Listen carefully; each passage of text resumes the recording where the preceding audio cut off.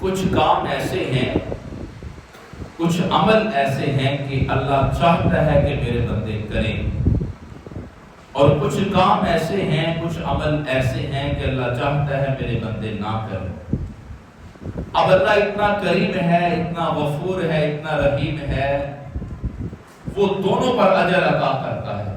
اگر بندہ نیک عمل کرے، نیک کام کرے، اس پر بھی وہ اجر عطا فرماتا ہے، اور اگر انسان برے کاموں سے رک جائے، ان کاموں سے رک جائے جن کاموں سے رکنے کا رب کائنات نے حکم دیا ہے، اللہ اس پر بھی اجر و ثواب عطا فرماتا ہے۔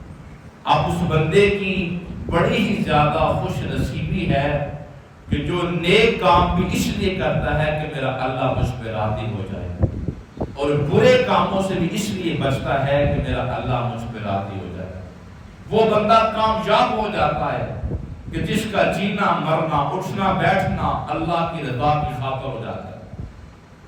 جو بندہ کسی پر احسان کرتا ہے، کسی پر نیکی کرتا ہے، تو اس لیے کرتا ہے کہ اس کا اجر میں نے اللہ سے لینا ہے، اور وہ کسی سے ناراض ہوتا ہے یا برے کام سے باز رہتا ہے، اس لیے رہتا ہے کہ یہ کام کرنے کے اندر اللہ کی رضا نہیں، اللہ کی رضا نہیں۔ اب اللہ اتنا کریم و غفور رحیم ہے، جو میں نے عرض کی کہ نیک کام کریں اس پر بھی اجر دیتا ہے، اور برے کاموں سے بچ جائیں اس پر بھی اجر دیتا ہے۔ جیسے نیک کام، ہم نماز پڑھتے ہیں، اللہ ہمیں اجر عطا فرماتا ہے، اپنا قرب عطا فرماتا ہے۔ ہم نماز ادا کرتے ہیں، اور پھر ہم قرآن کی تلاوت کرتے ہیں، اللہ تعالیٰ ہمیں اجر و ثواب عطا فرماتا ہے۔ رمضان کے روزے رکھتے ہیں، اب حج کا موسم ہے، حج کرتے ہیں یا قربانی دیتے ہیں، تو ہر نیک عمل کے بدلے اللہ ہمیں اجر و ثواب عطا فرماتا ہے۔ آج کا میرا موضوع جو ہے وہ یہی ہے، اچھے کاموں پر اجر کیا ہے اور برے کاموں سے رکنے کا اجر کیا ہے۔ رب کائنات نے فرمایا کہ حدیث پاک میں آتا ہے کہ جو بندہ اللہ کی رضا کے لیے، اللہ کی خاطر اللہ کے گھر سے محبت کرتا ہے، اللہ کے گھر سے پیار کرتا ہے، اللہ کا روز قیامت ایسے بندے کو اپنے عرش کا ٹھنڈا سایہ عطا فرمائے۔ جس روز اللہ کی عرش کے سوا کوئی سایہ نہیں ہوگا، تو کتنے خوش نصیب وہ نمازی ہیں، وہ مسلمان ہیں، وہ لوگ ہیں کہ جو اللہ کے گھر میں آتے ہیں، یہاں بیٹھ کر ذکر و اذکار کرتے ہیں، نماز پڑھتے ہیں، قرآن پڑھتے ہیں، یہاں آ کر اپنے گناہوں کی معافی مانگتے ہیں، اور اس لیے مسجد میں آتے ہیں ہمارا اللہ ہم پہ راضی ہو جائے، ہمارا اللہ ہم پر راضی ہو جائے۔ تو اللہ کے گھر میں آنا اللہ کی رضا کے لیے، اللہ اس پر بھی اجر و ثواب عطا فرماتا ہے۔ اور پھر فرمایا کہ میرے وہ بندے جو میری وجہ سے کسی سے پیار کرتے ہیں، یعنی کہ ماں باپ سے بھی پیار کیا تو اللہ کی رضا کے لیے، بیوی بچوں سے بھی پیار کیا تو اللہ کی رضا کے لیے، یار دوستوں سے بھی پیار کیا اللہ کی رضا کے لیے، رشتہ داروں پہ احسان کیا تو اللہ کی رضا کے لیے، اجنبی سے بھی اگر تعلق رکھا تو اللہ کی رضا کے لیے۔ رب فرماتا ہے، حدیث پاک میں آتا ہے کہ جو بندہ اللہ کی رضا کے لیے دوستیاں نبھاتا ہے، یاریاں نبھاتا ہے، تعلق نبھاتا ہے، اللہ ایسے دوستوں کو بھی کل روز قیامت اپنے عرش کا ٹھنڈا سایہ عطا فرمائے۔ اس لیے رب چاہتا ہی ہے کہ جو عمل میرے واسطے کیا جائے اس میں دکھاوا نہ ہو، ریاکاری نہ ہو، بناوٹ نہ ہو۔ اللہ تو اتنا باریک بین ہے، کالی رات ہو، کالی چٹان ہو، کالا پتھر ہو اور کالی چونٹی اس پر چل رہی ہو، اللہ تو اس کی آواز کو بھی سن دیتا ہے، اور لکیر جو پڑتی ہے چونٹی کے چلنے سے اس لکیر کو بھی دیکھ لیتا ہے۔ مثال دینے کا مقصد کیا ہے؟ جو دل کے اندر خیالات آتے ہیں، جو دل میں ارادے آتے ہیں، اللہ ان ارادوں سے بھی واقف ہے، اور جب ہر ایک اچھا عمل ہم اللہ کی رضا کے لیے کریں گے، رب کائنات راضی ہو کر دنیا بھی آسان کر دے گا اور آخرت بھی آسان کر دے گا۔ جتنے اچھے کام ہیں، جتنے بھی اچھے کام ہیں، بندہ مومن کی شان یہ ہے کہ وہ سارے کام اپنے رب کے لیے کرتا ہے، اور حقیقت کے اندر وہی بندہ ہر کام اللہ کے لیے کرتا ہے جس کو اللہ کی معرفت حاصل ہو جاتی ہے۔ اللہ کی پہچان حاصل ہو جاتی ہے. اور مشہور جملہ ہے، فرمایا کہ جس نے خود کو پہچان لیا اس نے خدا کو پہچان لیا. علامہ اقبال نے کہا تھا نا، خودی میں ڈوب کر پا جا سراغ زندگی، میرا نہیں بنتا تو نہ بن، اپنا تو بن. جو خود کو پہچان لیتا ہے وہ خدا کو پہچان لیتا ہے. اور جب وہ خدا کو بندہ پہچان لیتا ہے پھر ہر کام میں مزہ آتا ہے. وہ چھوٹے سے چھوٹا عمل بھی کرے اسے پھر مزہ آتا ہے کہ میرا عمل یہ خدا دیکھ رہا ہے. ایک بوڑھی مائی تھی نا، بڑی سمجھدار، بڑی دنا تھی. تو اس سے کسی نے پوچھا کہ آپ سارا دن چرخا کاٹتی رہتی ہیں یا خدا کو بھی پہچانا ہے؟ تو وہ کہنے لگی کہ ہاں میں نے خدا کو پہچانا ہے. تو کہنے لگے وہ عالم دین جس نے پوچھا تھا، آپ نے بتاؤ اللہ کی جو پہچان ہے اس کی دلیل کیا ہے؟ تو مائی سمجھدار تھی، وڈیرے ہوتے ہی سمجھدار ہے. کہا یہ میرا چرخا ہے. پوچھا وہ کیسے؟ کہا کہ یہ ایک چرخا ہے، میں چلاتی ہوں تو یہ چلتا ہے، میں چلاتی ہوں تو یہ چلتا ہے، اگر نہ چلاؤں تو یہ نہیں چلتا. تو میرا یقین ہے ایک خدا ہے، یہ کائنات کا اتنا بڑا چرخا خود نہیں چل رہا، کوئی تو ہے جو نظام ہستی چلا رہا ہے. تو عالم نے پوچھا کہ بتاؤ یہ بات اللہ ایک ہے یا دو ہے؟ اس نے کہا کہ اللہ ایک ہے. کہا اس کی دلیل کیا ہے؟ کہا اس کی دلیل بھی میرا چرخا ہے. کہا وہ کیسے؟ کہا میں ایک چلانے والی ہوں اور میں جیسے چاہتی ہوں ویسے چلاتی ہوں. میں چاہتی ہوں آہستہ چلے یہ آہستہ چلتا ہے، چاہتی ہوں تیز چلے یہ تیز چلتا ہے. اگر ہم چلانے والیاں دو ہوتی، میں کہتی سیدھا چلانا ہے، وہ کہتی الٹا چلانا ہے، ہم دونوں کی لڑائی ہو جاتی اور چرخے کا جو نظام ہے وہ درب برم ہو جاتا. کہتے خدا اگر دو ہوتے تو پھر یہ کائنات کا نظام درب برم ہو جاتا. ایک خدا کہتا سورج کو مشرق سے نکالنا ہے، ایک کہتا نہیں مغرب سے نکالنا ہے، تو کائنات کا نظام درب برم ہو جاتا. امام اعظم ابو حنیفہ رضی اللہ تعالیٰ عنہ ایک دہریے کے ساتھ ان کا مناظرہ ہوا، بحث ہوئی. دہریہ اسے کہتے ہیں جو معاذ اللہ خدا کا انکار کرتا ہے. دہریے سے جب ملاقات ہوئی تو مناظرہ طے ہوا. جو دہریہ تھا اس نے دلیل دینی تھی کہ معاذ اللہ خدا نہیں ہے، اور امام اعظم ابو حنیفہ نے دلیل دینی تھی کہ خدا ہے اور وہی کائنات کے نظام کو چلا رہا ہے. ایک دن ایک تاریخ مقرر ہوئی، سارا علاقہ وہاں اکٹھا ہوا اور سارے مل کر امام صاحب کا انتظار کرنے لگے. جب امام اعظم ابو حنیفہ وہاں پر آئے تو لوگوں نے پوچھا آپ لیٹ کیوں آئے ہیں؟ کہا کہ میں نے راستے کے اندر ایک مندر دیکھا ہے اور وہاں میں رک گیا مندر دیکھنے کے لیے. مندر یہ تھا، میں نے کیا دیکھا، خود بخود جو ہے وہ درخت جو ہے وہ کٹے، خود بخود درخت کٹے اور خود بخود وہ چیرے گئے اور خود بخود وہ کشتی بنی. اور میں نے دیکھا کہ ادھر کے مسافروں کو وہ خود بخود ادھر لے جاتی اور ادھر کے مسافروں کو وہ خود بخود ادھر لے آتی. تو دہریہ کہنے لگا کہ ایسے کیسے ہو جاتا ہے کہ خود بخود درخت کٹے، خود بخود تختے بنے، خود بخود کیل لگے اور خود بخود وہ سفر بھی کرے. تو امام اعظم نے فرمایا یہی تو میں سمجھانا چاہتا ہوں، ایک کشتی خود بخود جب نہیں چل سکتی تو کائنات کا اتنا بڑا نظام یہ کیسے چل رہا ہے؟ کوئی تو ہے جو نظام ہستی چلا رہا ہے اور وہی خدا ہے. تو جب انسان کا یقین، بھروسہ، توکل اللہ پہ ہو جاتا ہے، وہ اپنا ہر کام اللہ کی رضا کے لیے کرتا ہے، تو پھر اللہ بندے پہ راضی ہو کر وہ دنیا بھی کامیاب کر دیتا، آخرت بھی کامیاب کر دیتا. اور بہترین اللہ کی پہچان کے لیے، اللہ کو راضی کرنے کے لیے بہترین چیز ہمارا جسم ہے. بار بار قرآن کے اندر آیا، اگر ہم ترجمے کے ساتھ اللہ کا کلام پڑھے تو بار بار رب فرماتا ہے کہ لوگوں میری کائنات میں غور کرو. میں نے سورج بنایا ہے، چاند بنایا ہے، ستارے بنائے ہیں، زمین بنائی، آسمان بنایا.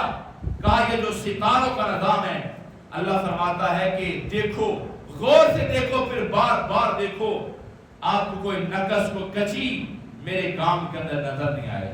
اللہ کے جتنے کام ہیں، انسان اپنا وجود دیکھ لے، اس کی آنکھیں ہیں، اس کی زبان ہے، دل ہے، ہاتھ ہے، پاؤں ہے، جس جگہ پر جو چیز ہونی چاہیے تھی اللہ نے وہیں پر لگایا ہے۔ تو جب انسان اپنے وجود کی طرف غور کرتا ہے، اس کائنات کو دیکھتا ہے، اللہ کا قرب حاصل ہوتا ہے، اللہ کی معرفت حاصل ہوتی ہے، اللہ کی پہچان حاصل ہوتی ہے۔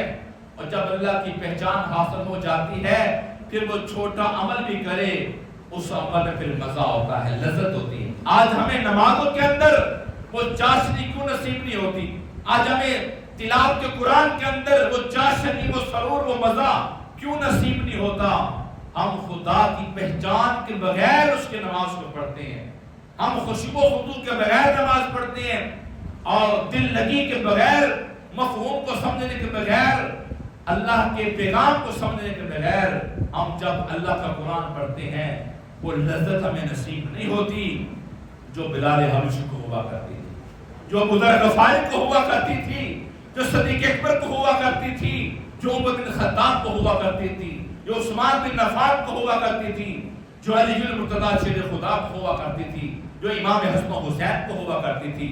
آج وہ لذت نماز میں، قرآن میں اور نیک کاموں میں ہمیں نصیب اس لیے نہیں ہوتی کہ اس خشوع و خضوع کے ساتھ ہم اس کی بارگاہ میں جھکتے نہیں۔ تو بات یہ کر رہا تھا کہ بڑا خوش نصیب وہ بندہ ہے جو اپنا ہر ایک عمل اچھا جو ہے اللہ کی رضا کے لیے کرتا ہے، اور ہر ایک برے کام سے رک جاتا ہے اللہ کی رضا کے لیے۔ اور جو بندہ اللہ کی رضا کے لیے برے کام چھوڑ دیتا ہے، اللہ اس پر بھی اجر و ثواب عطا فرماتا ہے۔ میرے کریم آقا، رحیم آقا، مدینے کے چاند، آمینہ کے لال، احمد مجتبی حضرت محمد مصطفیٰ صلی اللہ علیہ وآلہ وسلم نے فرمایا، ایسا بندہ جس کو کوئی عورت، ایسی عورت جسے کوئی مرد دعوت گناہ دے اور وہ بندہ کہے انی اخاف اللہ، مجھے اللہ سے ڈر لگتا ہے، وہ اللہ کے خوف سے وہ گناہ ترک کر دے، وہ گناہ چھوڑ دے، اللہ تعالیٰ اس سے بھی کل روز قیامت اپنے عرش کا ٹھنڈا سایہ عطا کرتا ہے۔ یہ برصغیر پاک و ہند کی بات ہے۔ ایک نوجوان تھا، بڑا پیارا حسین نوجوان تھا، کپڑے کی دکان پہ ملازم تھا، کپڑے کی دکان پہ کام کرتا تھا۔ اب وہاں پر ایک بڑی امیر عورت کپڑا خریدنے کے لیے آئی۔ جب اس نوجوان کو دیکھا، دل میں میل آئی۔ اس نے جو مالک تھا دکان کا، اسے کہا کہ اس نوجوان کو میرے ساتھ بھیجو، اتنا زیادہ کپڑا ہے تو یہ میرے گھر چھوڑ آئے۔ جب وہ نوجوان اس کے گھر وہ کپڑا چھوڑنے کے واسطے گیا، وہ اپنی ملازمہ کو کہتی ہے، اپنی لوڈی کو کہتی ہے کہ دروازے کو تالا لگا دیا جائے، دروازہ مقفل کر دیا جائے۔ اب دروازے کو تالا لگا دیا، وہ نوجوان پریشان ہوگا کہ یہ کیا منظر ہے۔ جب تالا لگا تو اس عورت نے اس نوجوان کو دعوت گناہ دی۔ اب وہ دکھنے میں تو نوجوان حسین تھا، لیکن اسے کیا خبر، وہ صرف چہرے کا حسین نہیں تھا، وہ دل کا بھی حسین تھا، وہ اللہ کا ولی تھا۔ تو عالم سے کرتی ہے بیگانہ دل کو، عجب چیز ہے لذت یا شنائی۔ جب بندہ اس کو پہچان لیتا ہے، پھر اسے دنیا کی لذتیں، دنیا کی چاہتیں فرگلاتی نہیں ہے۔ جن کی نگاہ میں سرما مدینے کا لگ جاتا ہے، اسے مدینے کے سوا کچھ ہے نظر آتی نہیں ہے۔ وہ جن کا توکل، بھروسہ، یقین اللہ پہ ہوتا ہے، جن کو پتہ ہے کہ ہم ہر گھڑی، ہر لمحہ ہمارا خدا ہمیں دیکھ رہا ہے، ہم نیک کام کریں گے تب بھی خدا اجر دے گا، ہم برے کام سے بچیں گے تب بھی خدا اجر دے گا۔ جن کو پتہ ہے، پھر وہ دنیا کی عارضی لذتیں، عارضی خواہشیں، عارضی محبتیں وہ نہیں دیکھتے، بلکہ وہ دائمی محبت، کبھی نہ ختم ہونے والی محبت خدا کی دیکھتے۔ اسی لیے تو اللہ کے جو ولی تھے، انہوں نے پہچان لیا خدا کو تو گھر بار چھوڑ دیا۔ میرے حضور نے فرمایا کہ صحابہ، جو میں جانتا ہوں اگر آپ جان لو، آپ کو بستروں پر نیند نہ آئے، آپ بستروں کو چھوڑ کر جنگلات کی طرف چلے جاؤ۔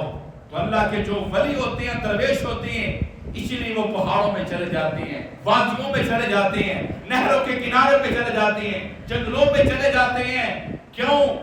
کہ وہ خدا کو راضی کرنا چاہتے ہیں۔ جو لذت، جو مزہ اللہ کو راضی کرنے میں ہے، اس کے ذکر میں ہے، اس کی عبادت میں ہے، اس کی بندگی میں ہے، اس کی رضا میں ہے، وہ مزہ کسی 5 سٹار ہوٹل کے اندر نہیں ہے، وہ مزہ بڑی بڑی گاڑیوں کے اندر نہیں ہے، جو لذت جو مزہ خدا کو راضی کرنے کا۔ تو اس عورت کو یہ نہیں پتا تھا کہ یہ مرد درویش ہے، یہ مرد کلندر ہے، یہ خدا سے ڈرنے والا ہے۔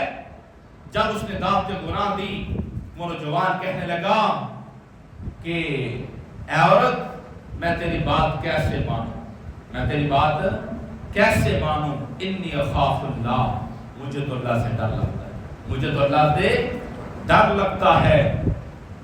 جب یہ بات اس نے کی، لیکن وہ عورت باز نہ آئی۔ اس نے کہا اچھا، جب اس سے گمان ہوا کوئی بڑا نقصان نہ ہو جائے، مجھ سے خدا ناراض نہ ہو جائے، اس نے کہا اچھا پھر مجھے واش روم کی حاجت ہے، میں واش روم جانا چاہتا ہوں۔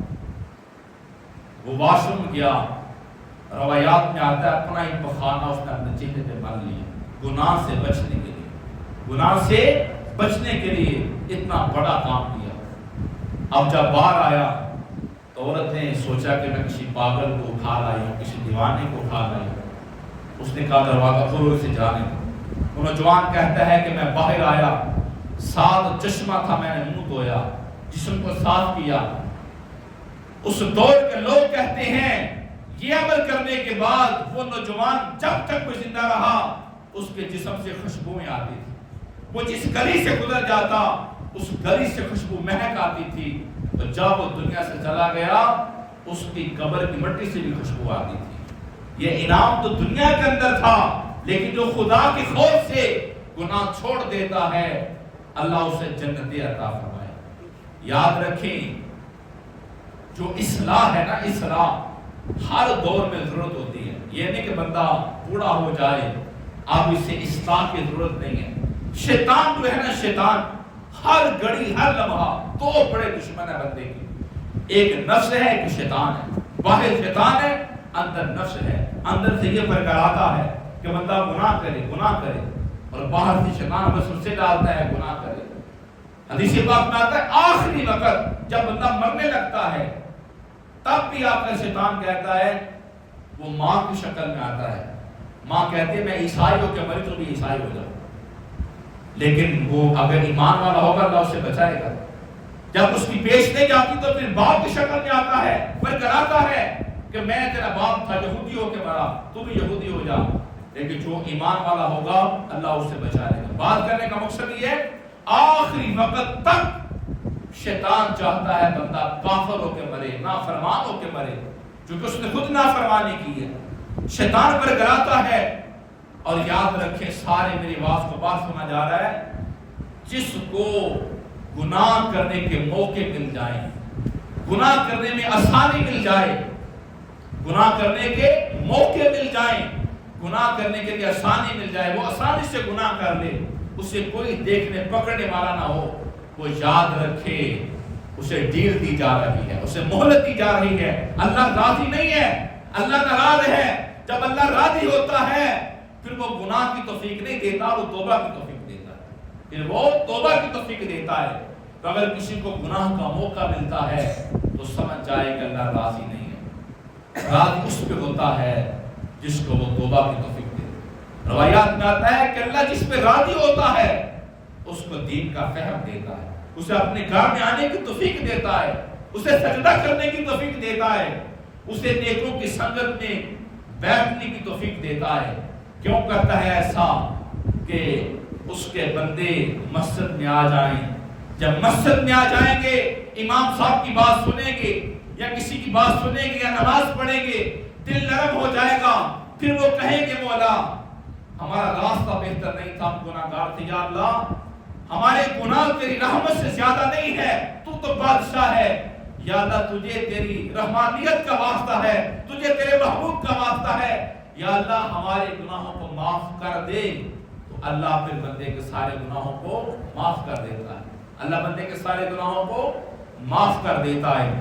تو اللہ کے لیے جو گناہ چھوڑتا ہے اللہ کے پاس بے شمار اجر و ثواب۔ واقعہ آپ نے بارہا شاید سنا ہو، لیکن جو اصلاحی بات ہوتی ہے جتنی بار بھی سنیں اتنی بار دل کی اصلاح ہوتی ہے۔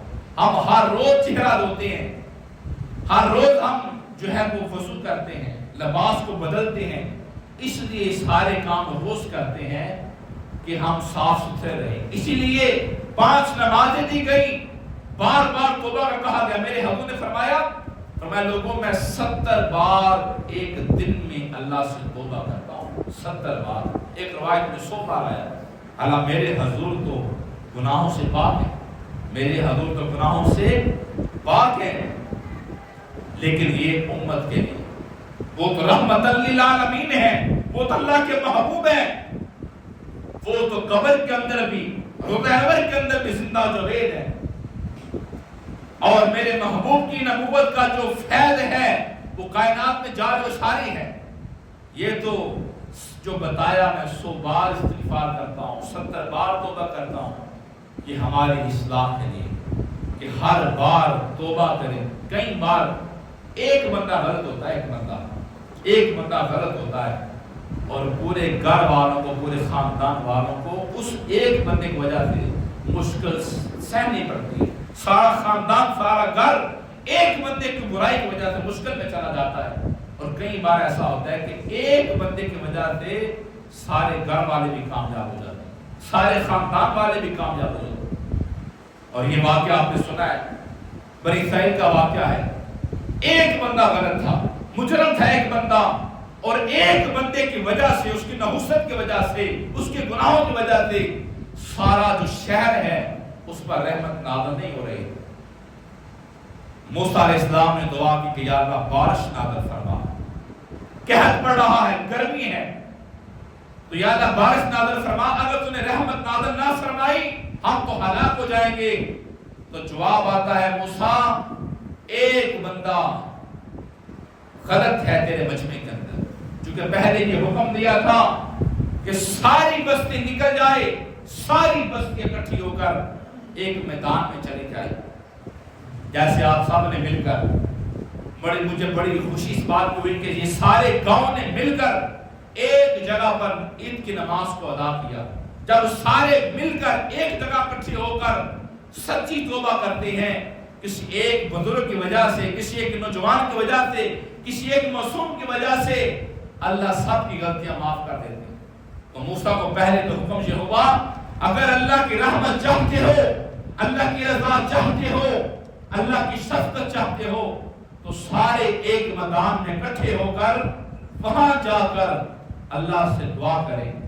جب سارے شہر والے، ساری بستی والے ایک جگہ اکٹھے ہوئے اور اللہ سے رو کر دعا مانگی کہ یا اللہ بارش کو نازل فرما، پھر پیغام آتا ہے موسیٰ کی طرف، موسیٰ تیرے مجمع کے اندر، ان بندوں کے اندر ایک بندہ گناہگار ہے، اس کے کرتوت ٹھیک نہیں ہے، اس کے عمل ٹھیک نہیں ہے، اس ایک کو مجمع سے نکالا جائے، جب وہ نکل جائے گا اس کے جانے کے بعد بارش ہو جائے گی۔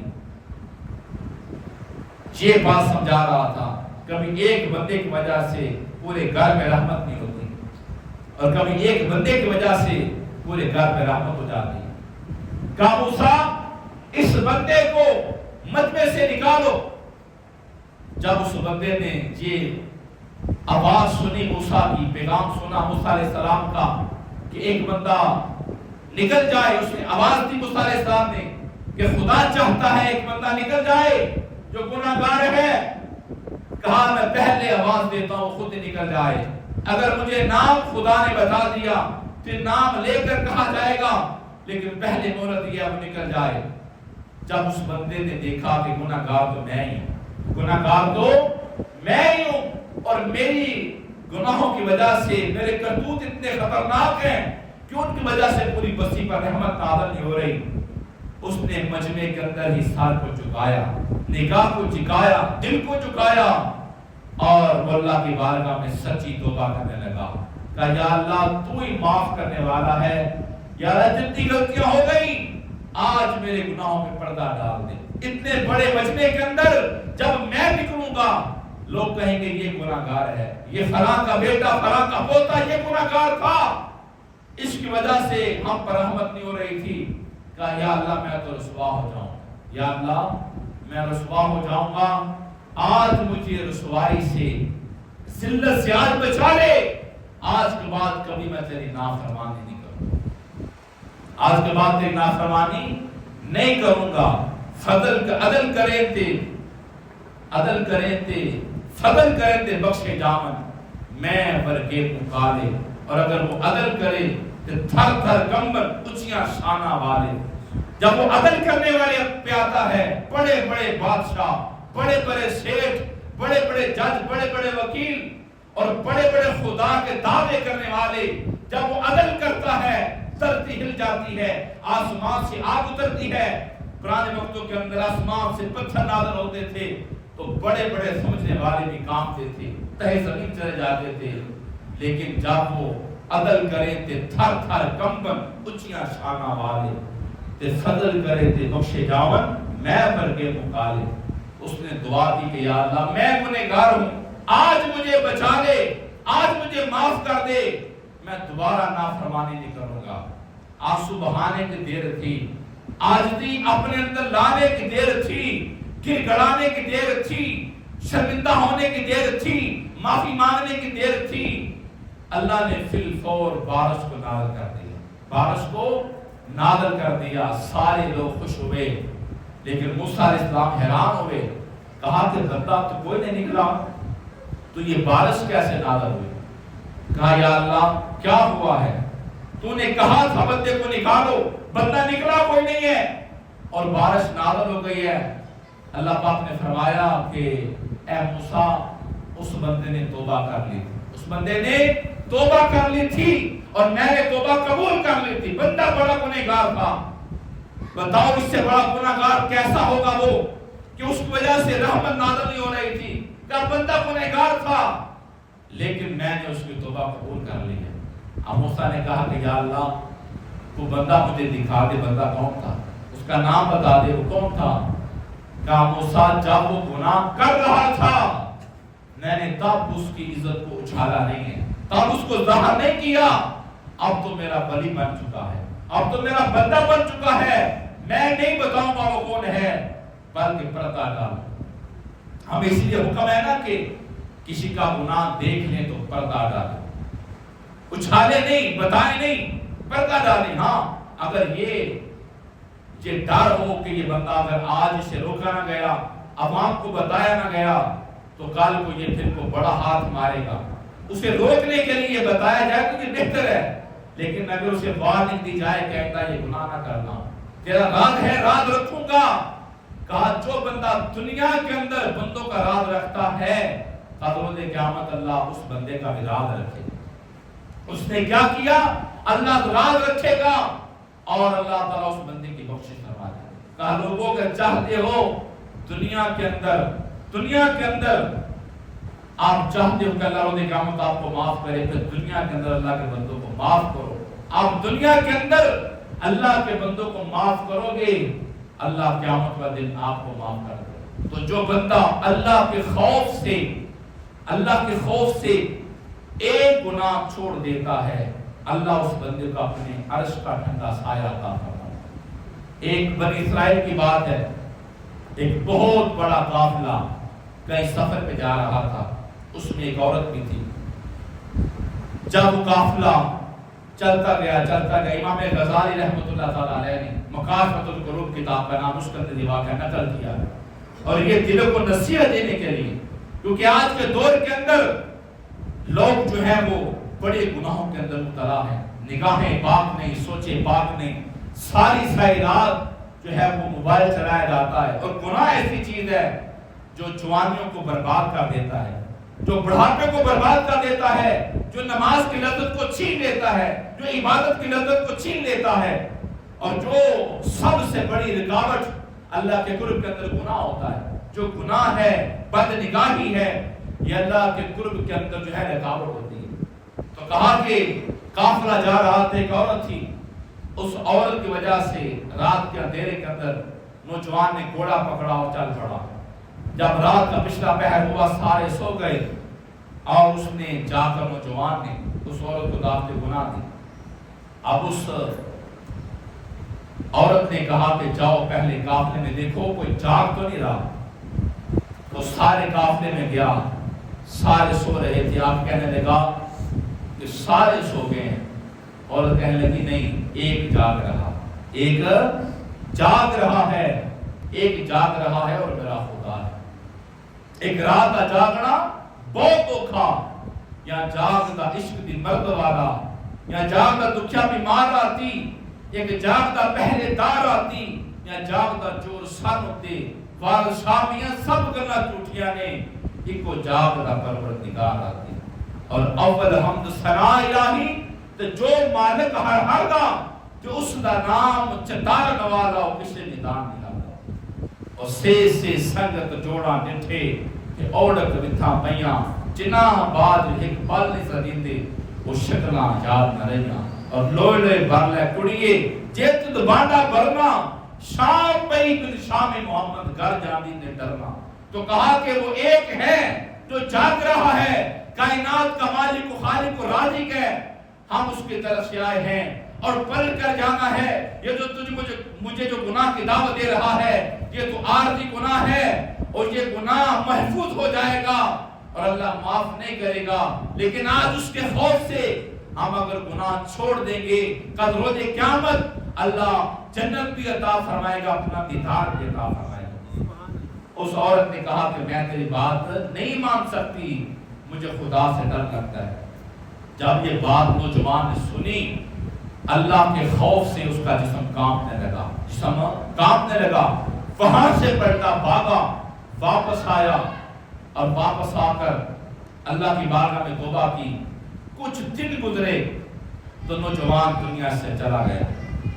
اب اس کا ایک یار تھا، اس کا ایک دوست تھا، وہ نوجوان خواب کے اندر اس سے ملا۔ دوست نے پوچھا بتا اللہ نے تیرے ساتھ کیسا سلوک کیا؟ کہا میں نے ایک گناہ چھوڑا تھا اللہ کے لیے، اللہ کی ذات نے اس گناہ کی چھوڑنے کی وجہ سے میری بخشش فرما دی۔ اللہ نے اس گناہ کو چھوڑنے کی وجہ سے میری بخشش فرما دی ہے۔ یہ دنیا پور کباڑا ہے، سب ٹھوک بجا کر دیکھ لیا، جہاں دردی نہیں سب غردی ہیں، الفت کے رشتے فردی ہیں، ایک سچا ہے در سائندہ اس در پہ آپ دیکھ لیا۔ یہ دنیا پور کباڑا ہے، سب ٹھوک بجا کر دیکھ لیا۔ تو جو بندے اللہ کے لیے نیک کام کرتے ہیں اور اللہ کے لیے برے کاموں سے روکتے ہیں، ایسے بندے رب کائنات کو بڑے پسند ہیں۔ یعنی کسی پر احسان کیا اللہ کے رضا کے لیے، نیک کام کیا اللہ کے رضا کے لیے، برے کاموں سے بچے اللہ کے رضا کے لیے۔ اور جب یہ سارے کام بندہ کرتا رہتا ہے، ایک وقت آتا ہے پھر اللہ اپنا قرب عطا کرتا ہے۔ میں نے پہلے عرض کیا ہے، اور یہ میرے صاحبوں عام بات نہیں ہے، خاص بات ہے، کہ گناہوں کی وجہ سے ہمارے سجدوں میں مزہ نہیں ہے، گناہوں کی وجہ سے ہماری عبادات میں مزہ نہیں ہے۔ رشوت لینے والے بھی ہمارے بیٹے، سود کھانے والے بھی ہمارے بھائی، ظلم کرنے والے بھی ہمارے معاشرے کے، اور یہ سارے برے کام کرنے والے نیک کام کرتے نظر آتے ہیں۔ نیک کام کرنا بڑی بات نہیں ہے، جس مولا کو راضی کرنے کے لیے نیک کام کیا تھا، اسی مولا کو راضی کرنے کے لیے ہم نے برے کام کو چھوڑنا ہے۔ یہ بہت بڑی منافقت ہے، اللہ منافق بندے کو پسند نہیں کرتا۔ مسجد میں آئے تو نیک کام کر لیا، اور برے بندوں کے پاس گئے تو برا کام نہیں کر لیا، ایسا بندہ منافق ہوتا ہے۔ مومن وہ ہوتا ہے جو نیک کام اس لیے کرتا ہے کہ میرا اللہ راضی ہو جائے، اور برے کاموں سے اس لیے بچتا ہے کہ میرا اللہ راضی ہو جائے۔ اور جن کو جو اللہ کی یاد میں رہتے ہیں، ان کو پھر اتنا مزہ آتا ہے، لذت سرور آتا ہے، وہ اللہ کی یاد میں رہتے ہیں۔ حضرت ابراہیم علیہ السلام، یہ حج کے ایام چل رہے ہیں، تو حج کی ساری داستان جو ہے وہ سیرت ابراہیمی ہے۔ حضرت ابراہیم علیہ السلام اللہ کے اتنا قریب تھے، اللہ کے خلیل تھے، ہر وقت ان کا دل اللہ کی یاد میں رہتا۔ ایک وقت آیا کچھ مشکلات کے بعد، انشاءاللہ اگلے جمعہ پر یہ ان کی سیرت اور حج کے بارے کے اندر انشاءاللہ بات ہوگی۔ ایک پہلو ابراہیم علیہ السلام کا جو میرے موضوع کے متعلق ہے کہ اللہ کو یاد کرنا ہے تو اللہ کے رضا کے لیے، برا کام چھوڑنا ہے تو اللہ کے رضا کے لیے۔ ابراہیم علیہ السلام پر ایک وقت آیا، اللہ نے بڑے اونٹ دیے، بڑی بکریاں دی، بڑی گائیں دی، بڑا عطا کیا۔ ہر وقت زبان پہ اللہ کا نام رہتا، اللہ کا نام رہتا۔ اب آزمائش آئی، فرشتے کہتے ہیں یا اللہ تیرا خلیل تجھے اس لیے یاد کرتا ہے، تو نے اتنا زیادہ جو عطا کر دیا ہے وہ تجھے یاد کرتا ہے۔ اللہ نے کہا نہیں، میں نہ بھی دیتا میرا خلیل مجھے پھر بھی یاد کرتا۔ سونا جس حال میں رکھے دیوانے اسی حال میں رہتے، وہ غریب رکھے یا امیر رکھے، غریبی امیری معیار نہیں ہے۔ اللہ نے کبھی نہیں کہا کہ مجھے امیر پسند ہے، اور نہ یہ کہا جو بڑا غریب مجھے پسند ہے۔ کہا امیری غریبی معیار نہیں ہے، منزل نہیں ہے۔ اللہ کی بارگاہ میں وہ معتبر ہے جو تقوی والا ہے، جو پرہیزگار ہے، جو متقی ہے، جو خدا سے ڈرنے والا ہے، جس کا ہر احسان ہر عمل اللہ کے لیے ہے، جو ہر کام سے رکتا ہے اللہ کے رضا کے لیے، وہ اللہ کو پسند ہے۔ تو کہا یہ معیار نہیں ہے میرے خلیل کا کہ میں نے مال دیا ہے وہ امیر اس لیے یاد کرتا ہے۔ کہا نا جاؤ میرے بندے کو آزما لو۔ ایک فرشتہ آتا ہے انسانی شکل کے اندر، بڑا حسین فرشتہ، آپ کا نوش آواز سے کہتے ہیں اللہ اکبر، اللہ کا نام لیتا ہے، اللہ کی تسبیحات بیان کرتا ہے، تسبیح بولتا ہے بڑی پیاری آواز میں، آواز فرشتے کی ہو اور کلام رب کا ہو، نام رب کا ہو، بتاؤ وہ کتنا مزیدار ہوگا، کتنی چاشنی ہوگی۔ جب ابراہیم علیہ السلام نے اس آواز کو سنا تو بڑے حیران ہوئے، کون ہے جو اتنی پیاری آواز میں، اتنے سرور میں، اتنے مزے کے اندر اللہ کو یاد کر رہا ہے۔ جب نظر پڑی تو کہا اللہ کے بندے جو نام تُو نے لیا تھا ایک بار وہ نام دوبارہ مجھے سنا، نام مجھے دوبارہ سنا۔ کہا پہلے تو میں نے اپنی مرضی سے لیا تھا، اب پیسے لگیں گے۔ کہا بتاؤ کیا چاہتے ہو، مجھے میرے یار کا نام سناؤ، مجھے اللہ کا نام سناؤ جو تُو نے اتنی اچھی آواز میں لیا ہے، اسی آواز میں، اسی رنگ میں، اسی طرز میں مجھے سناؤ، میں خدا کا نام سننا چاہتا ہوں۔ کہا یہ تیرے پاس اونٹ ہے، ایک بار اللہ کا نام سنانے والے یہ سارے اونٹ میں چاہتا ہوں۔ کہا جاؤ میں نے اونٹ دیے، یہ سچا واقعہ ہے، مجھے خدا کا نام سناؤ۔ پھر اس نے فرشتے نے بڑی پیاری آواز میں اللہ کا نام لیا۔ کہا پھر سناؤ، کہا پھر مال لگے گا۔ کہا کیا مال ہے؟ کہا یہ جو گائے ہیں یہ مجھے دو، پھر نام سناؤں گا۔ گائے بھی دے دی اور آخر میں بکریاں بھی دے دی۔ پھر نام سنتے رہے، جب سب کچھ ختم ہو گیا اللہ کے نام پر، اللہ کا نام سننے کے لیے اپنا سب کچھ دے دیا۔ دیکھیں یہ ہوتے ہیں اللہ کے بندے، اللہ کے دوست، اپنا سارا مال اللہ کے نام پہ لٹا دیا۔ کہا یہ اسی کی ادا تھی، اسی کے نام پہ لٹا دیا۔ کہا کہ اے اللہ کے بندے مجھے پھر نام سنا۔ کہا اب تو آپ کے پاس کچھ نہیں رہا مجھے دینے کے لیے، تو نام کیسے سناؤں؟ ابراہیم نے جواب دیا دیکھ اتنی زیادہ اونٹ ہیں، اتنی زیادہ بکریاں ہیں، اتنی زیادہ گائے ہیں، تو اکیلا بندہ ہے، کیسے خیال رکھے گا؟ ایسا کر مجھے خادم رکھ لے، مجھے غلام بنا لے، تو مجھے کچھ نہ دینا، میں کچھ نہیں مانگوں گا، تو مجھے خدا کا نام سناتے جانا، میں تیری بکریاں چراتے جاؤں، تو مجھے خدا کا نام سناتے جانا اور میں تیری بکریاں چراتا جاؤں گا۔ تو ابراہیم علیہ السلام نے اللہ کے نام کی خاطر اپنا سب کچھ قربان کر دیا، اور آخر میں فرشتے نے کہا کہ ابراہیم میں تو تیری آزمائش تھا، میں تو فرشتہ تھا، یہ سارا مال تجھے واپس کرتا ہوں، اور اس آزمائش کو اللہ نے اپنی پاک بارگاہ میں قبول کر لیا۔ اور جب وہی ابراہیم علیہ السلام جو اللہ کے نام پر سب کچھ جنہوں نے قربان کر دیا، جب آگ میں ڈالا جانے لگا تو ہوا کا فرشتہ آتا ہے، ہوا کا فرشتہ کہتا ہے ابراہیم اگر آپ چاہیں تو میں ایسی تیز ہوا چلاؤں یہ ساری آگ بجھ جائے۔ فرشتے کب اترتے ہیں مدد کے لیے؟ جب یہ دل صاف ہو جاتا ہے، اس میں حسد، کینہ، بغض، بھائیوں کا حسد، خاندان کا حسد، معاشرے کا حسد اس سے نکل جاتا ہے۔ جب اس دل سے نفرتیں نکل جاتی ہیں، جو انا کا پہاڑ ہے جب دل سے نکل جاتا ہے، اور نگاہوں کی ناپاکی جو ہے وہ نکل جاتی ہے، نگاہ صاف ہو جاتی ہے، جب نگاہ اور دل اور دماغ یہ پاک ہوتے ہیں تو پھر جب بندہ کسی کام کو ہاتھ ڈالتا ہے اللہ کی مدد آتی ہے، اللہ کے فرشتے آتے ہیں۔ ابراہیم علیہ السلام تو پہلے پاک تھے، ان کا دل نگاہ ہر شے پاک تھی، رب کی یاد میں رہتے، اللہ کو راضی کرنے میں لگے رہتے۔ جب یہ مرحلہ آیا، جب آگ میں ڈالے جانے لگا تو ہوا کا فرشتہ مدد کو آتا ہے، ابراہیم اگر آپ چاہیں تو میں اتنی تیز ہوا چلاؤں یہ آگ بجھ جائے. کہا نہیں, مجھے تیری مدد کی ضرورت نہیں ہے. پھر جب آگ میں ڈالا جانے لگا, منجنیق کے اندر ڈال کے, وہ جو آگ کئی دن جلتی رہی, جب ڈالا جانے لگا تو تمام فرشتوں کا سردار مدد کے واسطے آتا. مدد کے واسطے علامہ اقبال کہتے ہیں کہ ابراہیم جیسا دل آج بھی پیدا ہو جائے, اللہ آج بھی فرشتے نازل کر دیتا ہے. جو خیر کا کام کرو گے, جس میدان میں اترو گے, اللہ آپ کی مدد کرے گا. بس وہ کام جو کر رہے ہو وہ اللہ کی ناراضگی والا نہ ہو, وہ اللہ کی رضا والا کام. جب آگ میں ڈالے جانے لگے تو تمام فرشتوں کا سردار جبریل امین آتا ہے, اے ابراہیم بتاؤ میں کیا کر سکتا ہوں, میری کیا ڈیوٹی ہے, مجھے حکم کرو, جو چاہو میں کر دوں. کہا مجھے تیری مدد کی حاجت نہیں ہے, مجھے بس یہ بتاؤ کہ میں آگ میں ڈالا جانے لگا ہوں, میرے اللہ کو پتا ہے نا. کہاں پتا ہے. کہا میرا بھی یہ یقین ہے کہ آپ کو پتا ہے. اگر اللہ چاہتا ہے میرا ابراہیم آگ میں چلا جائے تو مجھے آگ میں جانا منظور ہے, اس لیے میرا اللہ مجھ پر راضی ہو جائے, میرا اللہ مجھ پر راضی ہو جائے. جب آگ میں پھر ڈال دیا گیا, اللہ نے, وہ بھی اللہ کا خلیل تھا, اللہ کا دوست تھا, رب کائنات نے پھر آگ کو حکم دیا, کہا آگ تو ٹھنڈی ہو جا, گلزار بن جا. کہنے کا مقصد یہ ہے جب بندہ مومن اللہ کا ہو جاتا ہے, بڑی بڑی مشکلیں اللہ اس بندے کے لیے آسان کر دیتا.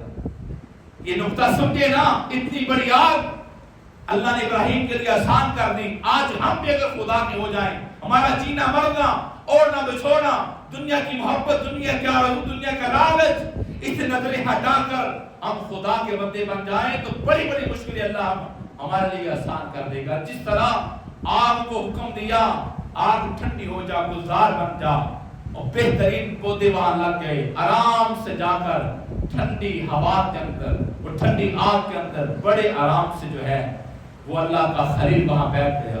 اور کئی دن آگ جلنے کے بعد صحیح سلامت جب ابراہیم نکلے وہاں سے, اللہ کا حکم ہوا پھر یہ علاقہ چھوڑ دو, یہ علاقہ چھوڑ دو. یہ لمبی داستان ہے, انشاءاللہ سیرت ابراہیمی اور قربانی کے جو فوائد ہیں اور مسائل ہیں اور حج کی وسیلت انشاءاللہ اگلے جمعۃ المبارک پر میں بیان کروں گا. جتنے بھی نوجوان ہیں, بزرگ ہیں, آپ سے گزارش کرتا ہوں کہ کوشش کیا کریں کہ جتنی جلدی ہو وہ مسجد میں آیا کریں. مسجد میں آنا یہ اچھی صحبت ہے. کوئی شے بھی بندے کو گناہ سے بچا نہیں سکتی سوائے اچھی صحبت کے.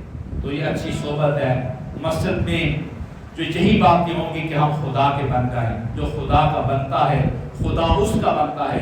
وہ جس کا خدا بن جاتا ہے پھر اسے کسی اور کی حاجت نہیں رہتی. رب کائنات ہمیں اپنے نیک بندوں سے پیار کرنے کی توفیق عطا فرمائے, اور اپنی راہوں کو, اپنی نسلوں کی راہوں پر رب کائنات ہمیں بہتر کرنے کی توفیق عطا فرمائے.